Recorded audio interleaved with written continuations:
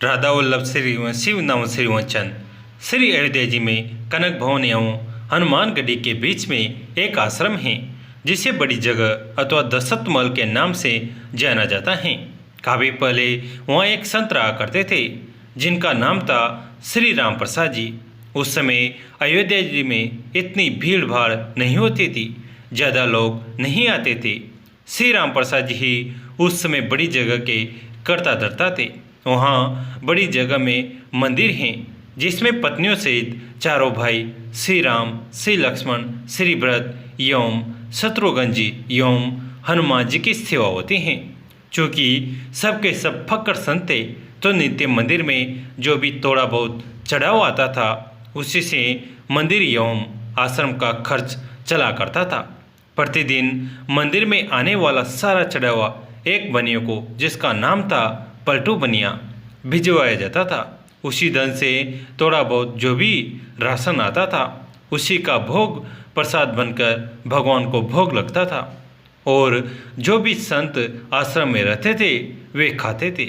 एक बार प्रभु की ऐसी लीला हुई कि मंदिर में कुछ चढ़ावा आया ही नहीं। अब इन साधुओं के पास कुछ जोड़ा काटा तो था नहीं, तो क्या किया जाए। कोई उपाय न देखकर श्री राम प्रसाद जी ने दो साधुओं को पलटू बनिया के पास भेज के कहलवाया कि भैया आज तो कुछ चढ़ावा आया ही नहीं, अतः थोड़ा सा राशन उधार दे दो, कम से कम भगवान को भोग लगी जाए। पलटू बनिया ने जब यह सुना तो उसने ये कहकर मना कर दिया कि मेरा और महंत जी का लेना देना तो नगद का है, मैं उधार में कुछ नहीं दे पाऊंगा। श्री राम प्रसाद जी को जब ये पता चला तो जैसी भगवान की इच्छा कहकर उन्होंने भगवान को उस दिन जल का ही भोग लगा दिया। सारे साधु भी जल पीकर रह गए। प्रभु की ऐसी परीक्षा थी कि रात्रि में भी जल का ही भोग लगा और सारे साधु भी जल पीकर भूखे ही सोए। वहाँ मंदिर में नियम था कि शयन कराते समय भगवान को एक बड़ा सुंदर पीताम्बर ओढ़ाया जाता था तथा शयन आरती के बाद श्री राम प्रसाद जी नित्य करीब 1 घंटा बैठकर भगवान को भजन सुनाते थे। पूरे दिन के भूखे राम प्रसाद जी बेटे भजन गाते रहे और नियम पूरा करके सोने चले गए। धीरे धीरे करके रात बीतने लगी। करीब आधी रात को पलटू बनिया के घर का दरवाज़ा किसी ने खटखटाया। वो बनिया घबरा गया कि इतनी रात को कौन आ गया। जब आवाज़ सुनी तो पता चला कुछ बच्चे दरवाजे पर शोर मचा रहे हैं। अरे पलटू सेठ, अरे पलटू दरवाज़ा खोल। उसने हड़बड़ाकर खींचते हुए दरवाज़ा खोला। सोचा कि जरूर ये बच्चे शरारत कर रहे होंगे, अभी इनकी अच्छे से डांट लगाऊंगा। जब उसने दरवाज़ा खोला तो देखता है कि 4 लड़के जिनकी अवस्था 12 वर्ष से भी कम की होगी एक पीताम्बर ओढ़कर खड़े हैं। वे चारों लड़के एक ही पीताम्बर ओढ़े थे। उनकी छवि इतनी मोहक, ऐसी लुभावनी थी कि ना चाहते हुए भी पलटू का सारा क्रोध प्रेम में परिवर्तित हो गया और वह आश्चर्य से पूछने लगा, बच्चों तुम हो कौन और इतनी रात को क्यों शोर मचा रहे हो। बिना कुछ कहे बच्चे घर में घुस आए और बोले, हमें राम प्रसाद बाबा ने भेजा है।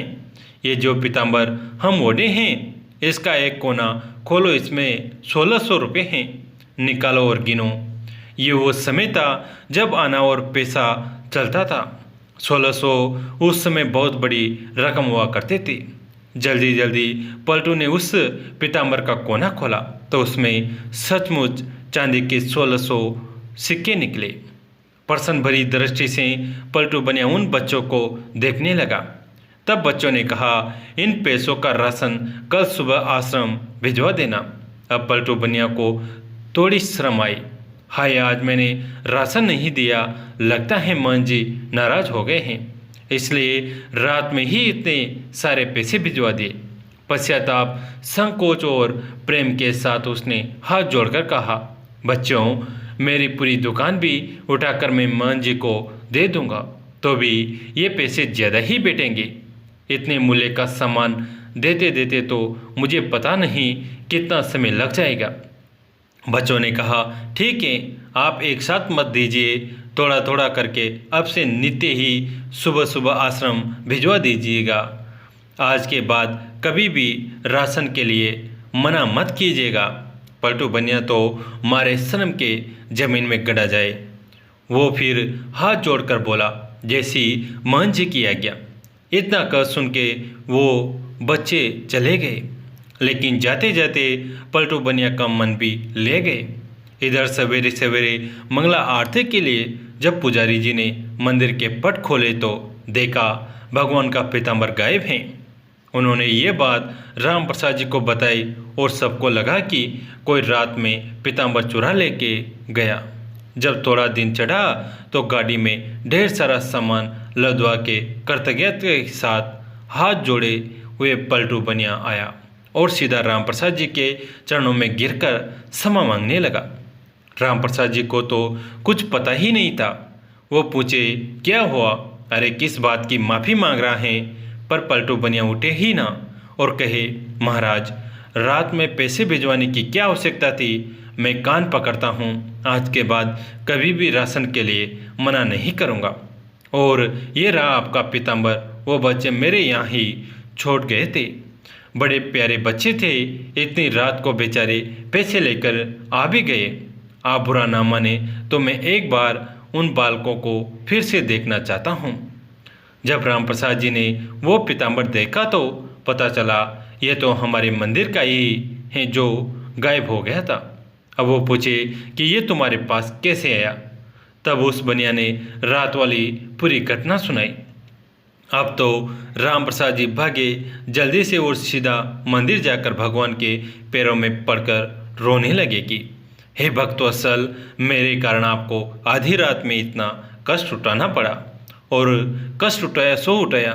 मैंने जीवन भर आपकी सेवा की, मुझे तो दर्शन ना हुआ और इस बनिया को आधी रात में दर्शन देने पहुंच गए। जब पलटू बनिया को पूरी बात पता चली तो उसका हृदय भी धक से होके रह गया कि जीने में साधारण बालक समझ बैठा, वे तो त्रिभुवन के नाथ थे। अरे मैं तो चरण भी न छू पाया। अब तो वे दोनों ही लोग बैठकर रोए। इसके बाद कभी भी आश्रम में राशन की कमी नहीं हुई। आज तक वहाँ संत सेवा होती आ रही हैं। इस घटना के बाद ही पलटू बनिया को वैराग्य हो गया और ये पलटू बनिया ही बाद में श्री पलटू दास जी के नाम से विख्यात हुए। श्री राम प्रसाद जी की व्याकुलता उस दिन हर क्षण के साथ बढ़ती ही जाए और रात में शयन के समय जब वे भजन गाने बैठे तो मूर्छित होकर गिर गए। संसार के लिए तो वे मूर्छित थे, किंतु मूर्छावस्था में ही उन्हें पत्नियों सहित चारों भाइयों के दर्शन हुआ और उसी दर्शन में श्री जानकी जी ने उनके आंसू पूछे तथा अपनी उंगली से इनके माथे पर बिंदी लगाए, जैसे फिर सदैव इन्होंने अपने मस्तक पर धारण करके रखा। उसी के बाद से इनके आश्रम में बिंदी वाले तिलक का प्रचलन हुआ। वास्तव में प्रभु चाहे तो ये अभाव, ये कष्ट भक्तों के जीवन में कभी ना आए, परंतु प्रभु जानबूझकर इन्हें भेजते हैं ताकि इन लीलाओं के माध्यम से ही जो अविश्वासी जीव हैं वे सतर्क हो जाए, उनके हृदय में विश्वास उत्पन्न हो सके। जैसे प्रभु ने आकर उनके कष्ट का निवारण किया, ऐसे ही हमारा भी करते। जय सिया राम। काशी नगर के एक धनी सेठ थे जिनके कोई संतान नहीं थी। बड़े बड़े विद्वान ज्योतिषियों से सलाह मशवरा करने के बाद भी उन्हें कोई लाभ नहीं मिला। सभी उपायों से निराश होने के बाद सेठ जी को किसी ने सलाह दी कि आप गोस्वामी जी के पास जाइए, वे रोज रामायण पढ़ते हैं। तब भगवान राम स्वयं कथा सुनने आते हैं, इसलिए उनसे कहना कि भगवान से पूछे कि आपकी संतान कब होगी। सेठ जी गोस्वामी जी के पास जाते हैं और अपनी समस्या के बारे में भगवान से बात करने को कहते हैं। कथा समाप्त होने के बाद गोस्वामी जी भगवान से पूछते हैं कि प्रभु, वो सेठ जी आए थे जो अपनी संतान के बारे में पूछ रहे थे। तब भगवान ने कहा कि गोस्वामी जी, उन्होंने पिछले जन्मों में अपनी संतान को बहुत दुख दिए हैं, इस कारण उनके तो 7 जन्मों तक संतान नहीं लिखी हुई है। दूसरे दिन गोस्वामी जी सेठ जी को सारी बात बता देते हैं। सेठ जी मायूस होकर ईश्वर की मर्जी मानकर चले जाते हैं। थोड़े दिनों बाद सेठ जी के घर एक संत आते हैं और वो भिक्षा मांगते हुए कहते हैं कि भिक्षा दो, फिर जो मांगोगे वो मिलेगा। तब सेठ जी की पत्नी संत से बोलती हैं कि गुरुजी मेरे संतान नहीं हैं। तो संत बोले तो एक रोटी देगी तो तेरे एक संतान जरूर होगी। व्यापारी की पत्नी उसे 2 रोटी दे देती हैं। उसे प्रसन्न होकर संत ये कहकर चला जाता है कि जाओ तुम्हारे 2 संतान होगी।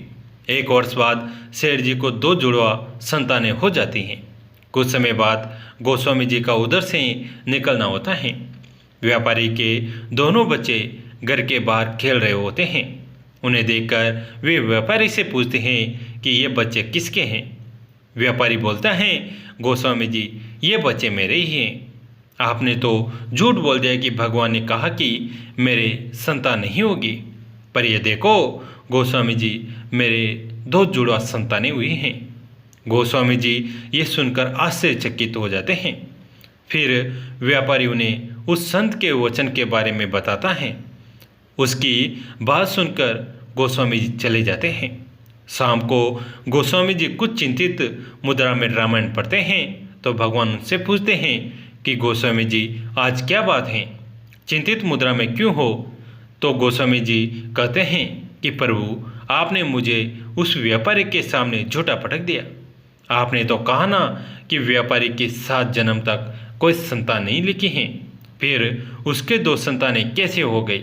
तब भगवान बोले कि उसके पूर्व जन्म के बुरे कर्मों के कारण मैं उसे 7 जन्म तक संतान नहीं दे सकता, क्योंकि मैं नियमों की मर्यादा में बंधा हूँ।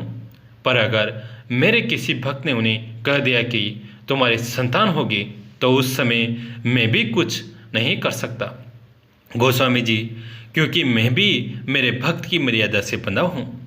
मैं मेरे भक्तों के वचनों को काट नहीं सकता, मुझे मेरे भक्तों की बात रखनी पड़ती है। इसलिए गोस्वामी जी अगर आप भी उससे कह देते कि जा तेरे संतान हो जाएगी, तो मुझे आप जैसे भक्तों के वचनों की रक्षा के लिए भी अपनी मर्यादा को तोड़कर वो सब कुछ देना पड़ता है जो उसके नहीं लिखा है। मित्रों, कहानी से तात्पर्य यही है कि भले ही विधाता ने आपके भाग्य में कुछ ना लिखा हो, पर अगर किसी गुरु की आप पर कृपा हो जाए तो आपको वो भी मिल सकता है जो आपकी किस्मत में नहीं। इसलिए कहते हैं मित्रों की भाग लिखे मिटे नहीं, लिखे विधाता लेख, मिल जावे गुरु मेहर तो लगे लेख पे लेख। भाग्य में लिखा विधाता का लेख मिट नहीं सकता, पर किसी पर गुरु की मेहरबानी हो जाए तो विधाता का लेख भी दीवार की मेघ पर लटका रह जाता है। जय श्री राधे। कैसी लगी आज की कथा? अगर अच्छी लगी तो इसे अपने दोस्तों के साथ शेयर कीजिए, चैनल को सब्सक्राइब कीजिए। दोस्तों, कहानी अंत तक सुनने के लिए आप सभी का तहे दिल से धन्यवाद।